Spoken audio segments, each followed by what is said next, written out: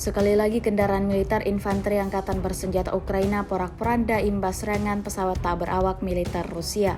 Terbukti dalam sebuah video yang ramai beredar di aplikasi perpesanan Telegram pada Jumat 1 Maret 2024. Pada awal video menampilkan kendaraan lapis baja milik tentara Ukraina yang terdeteksi drone pengintai Rusia. Tak lama setelahnya operator drone FPV Rusia sigap mengirimkan serangannya. Hasilnya terjadi ledakan dahsyat dan memicu kepulan asap yang tebal seperti yang terlihat jelas dalam video. Disebutkan dalam narasi unggahan, drone lancat Rusia di mana-mana berhasil menghancurkan senjata self-propelled angkatan bersenjata Ukraina.